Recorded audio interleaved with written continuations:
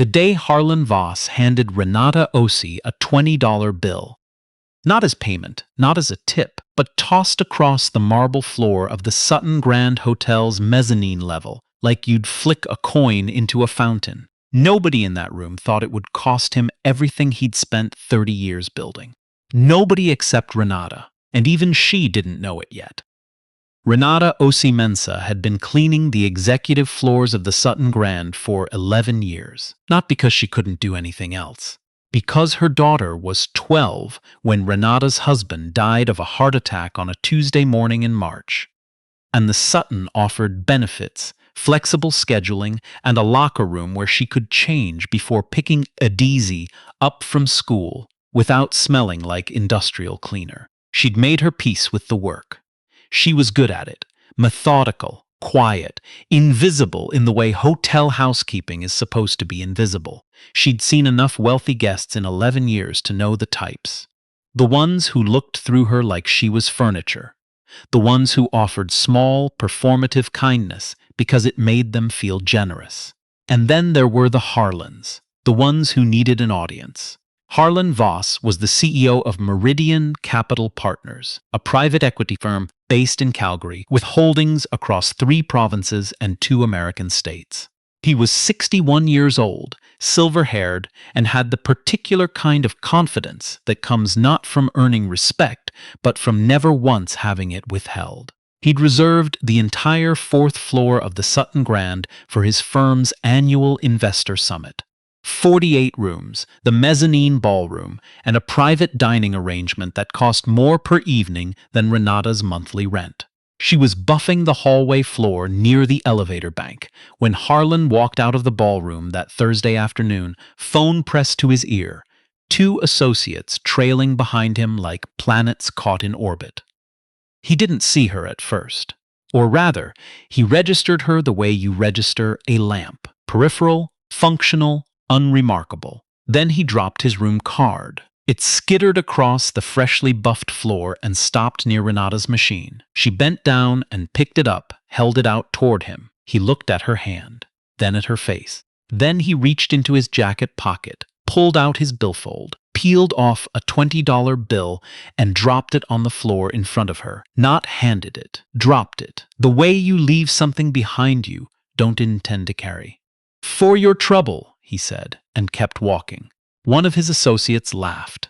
A short, reflexive sound, like he hadn't meant to but couldn't help it. Renata looked at the 20 on the floor. She didn't pick it up. She turned her machine back on and kept buffing, the bill sitting there until the draft from the elevator carried it against the baseboard. She didn't say anything. She never said anything. But something in her jaw tightened that afternoon and didn't fully release for 3 weeks. What Harlan Voss didn't know, what no one in that hotel knew, except Renata's daughter and one retired professor at the University of Toronto, was that Renata Ossi Mensah held a master's degree in financial economics from McGill University. She'd graduated in 1999 with a thesis on asymmetric information in private equity markets. She'd spent 4 years as a junior analyst at a mid-sized investment firm in Montreal before her husband's illness, before the money ran out, before the series of compromises that look, from the outside, like a life going sideways, but from the inside feel like survival. She hadn't stopped reading. She subscribed to 3 finance journals. She kept a notebook where she tracked market movements out of habit, the way some people do crosswords. Her daughter, a Diese, 23 now, a second-year MBA student at Schulich, called her mother every Sunday to talk through case studies because Renata's instincts were sharper than most of her professors. But Harlan Voss didn't know any of that. He knew a woman in a gray uniform was in his way, and that a $20 bill was a reasonable acknowledgement of her existence. The summit ran Thursday through Saturday. Renata worked all 3 days.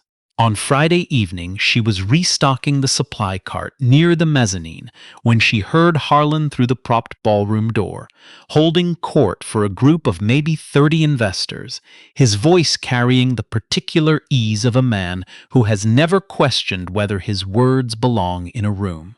"The fundamentals are simple," he was saying. You find undervalued assets, you restructure, you extract the value that was always there but mismanaged. The asset doesn't change, you change who's running it. He paused for effect. Same principle applies to people, frankly. You can walk past something every day and not see what it's worth. That's not the asset's fault. That's a failure of vision. Laughter from the room. Renata finished counting the towel inventory and wrote the number in her log. Saturday morning, Adiez drove down from Toronto to have lunch with her mother. They ate in the hotel staff cafeteria. Renata's break was only 40 minutes, and Adiez was telling her about a valuation exercise she'd done in class when Renata mentioned the $20. She said it the way she said most things, matter-of-factly, without inflation. Just a detail from the week. Adiz put her fork down. "Which one?" she said. "The one running the summit. Voss." Adiz was quiet for a moment. Then she said, "Meridian Capital. You know them? We did a case study on them last semester." She turned her water glass slowly in her hands. "Mom, their flagship fund has been underperforming for 2 years. They're pitching a new structure to investors this weekend. But there are 3 public filings from the last 8 months that tell a completely different story than whatever Harlan's saying in that ballroom." Renata looked at her daughter. "3 filings," she repeated. "I can send them to you." They finished lunch. Adiez drove back to Toronto. Renata went back upstairs. That afternoon, she read all 3 filings on her phone during her break, sitting in the stairwell on the 2nd floor with her cart propped against the door. The summit's closing reception was Saturday evening in the mezzanine ballroom. Renata wasn't supposed to be working it. Her shift technically ended at 5. But one of the service staff had called in sick, and the banquet manager had asked if she could stay for the setup and early cleanup. She said yes, because she needed the hours. She was moving through the room with a tray of empty glasses when she heard Harlan's voice rise above the ambient noise. "And I'm telling you, the new structure is airtight. Anyone who passes on this round is going to spend the next decade watching from the outside." He was speaking to a man Renata recognized from the earlier sessions. Gray suit, early 50s, the careful stillness of someone who manages large amounts of other people's money. His name tag read Gordon Threlfall, Threlfall Family Office. Gordon Threlfall was nodding slowly, not the nod of agreement, the nod of a man who's listening harder than he's letting on. Renata set the empty glasses on the service cart. She picked up a fresh tray of canapés. She moved to the edge of the group, close enough to be serving, invisible enough to be furniture. Harlan was deep into his pitch now, the restructuring plan, the projected returns, the vision. Gordon Threlfall said, quietly, "The Q3 filing showed a 12% shortfall against projections. How do you account for that?" Harlan didn't miss a beat. Temporary. Market correction in the resource sector. "We've since repositioned. The Q4 amendments suggested otherwise." A small silence. "Those numbers reflect a conservative restatement," Harlan said. "Standard practice." Renata set a canapé down near Gordon's elbow. She straightened. And then, she wasn't sure afterward exactly what moved her to do it, whether it was the $20 bill or 11 years of being looked through or the specific quality of Harlan's voice as he said, "Standard practice," she said, quietly, to Gordon Threlfall. The Q4 amendment also flagged a material weakness in internal controls. It's in footnote 11. It's easy to miss. The room didn't stop. Nobody turned. It was a murmur between a server and a guest, the kind of exchange that happens 100 times at an event like this. But Gordon Threlfall turned and looked at her, not through her, at her. Footnote 11, he said. Page 42 of the amendment, filed November 3rd. Harlan had gone very still. Gordon looked at him, then back at Renata. "You're familiar with SEC and CEDAR filings?" "I used to work in the industry," she said, and picked up her tray and walked back toward the service station. The reception ended at 9. By 9:30, the floor was half cleared, and Harlan Voss was standing near the bar with the particular expression of a man who has lost control of a situation he thought was entirely his.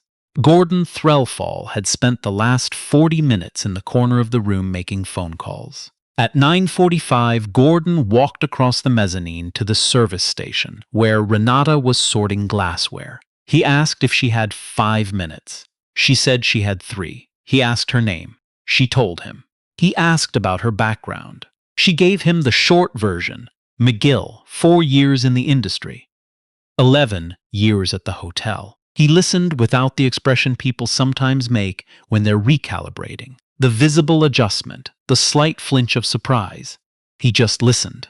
He said, "I'm pulling my commitment from Meridian," she said. "That's your decision to make." He said, "I'd like to send you something next week, if you're open to it." She looked at him steadily. "You can leave a message at the front desk." He nodded. He left. Harlan Voss found her at 10:15 while she was bringing the last load of linens to the cart. He didn't drop anything on the floor this time. He stood in front of her cart with his arms crossed and his voice low. Not because he was being considerate, but because there were still people in the room. "I don't know what you said to Gordon Threlfall," he said. "I answered a question he asked me. You have no idea what you've done." Renata folded a tablecloth with the efficiency of someone who has folded 10,000 tablecloths. "I told him where to find information that's publicly available. Anyone could have told him. You're a hotel housekeeper." She set the tablecloth on the cart. She looked at him. Not unkindly, not with triumph, with the particular steadiness of someone who stopped needing external validation a long time ago. "I'm a person who does this job," she said. "Those aren't the same thing." She pushed the cart toward the service elevator. He didn't follow. In the weeks after the Sutton Grand summit, the story didn't make the news. These things rarely do, not in the way people imagine. There was no dramatic headline. What happened was quieter, and in some ways, more significant. Gordon Threlfall withdrew his family office's $9 million commitment from Meridian's new fund. He made 2 calls to associates before he left the parking garage that Saturday night. By Monday morning, 2 further investors had requested a review period before committing.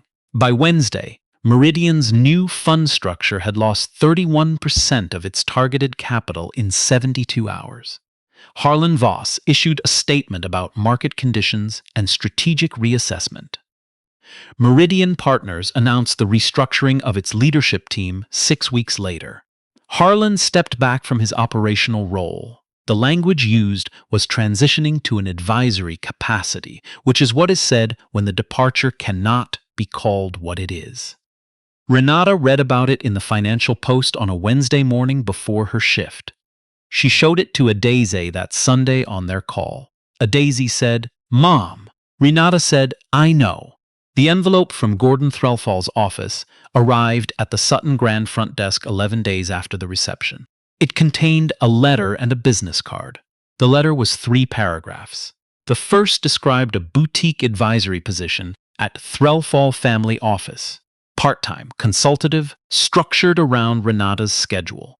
The second outlined a compensation structure that was by any measure serious. The third paragraph said only, "I believe in paying for expertise at the rate the expertise is worth, not at the rate the person was previously paid." Renata read the letter twice at the front desk. She folded it back into the envelope. She finished her shift. That evening, she called Adaise, who was halfway through a case study on leveraged buyouts, and answered on the second ring. "He offered me a consulting role," Renata said. Adaise set her textbook down. "How much?" Renata told her. There was a silence. Then Adaise said, "Mom, that's more than my summer internship paid. Per month," Renata said. Another silence. "Are you going to take it?" Renata looked out the window of her apartment.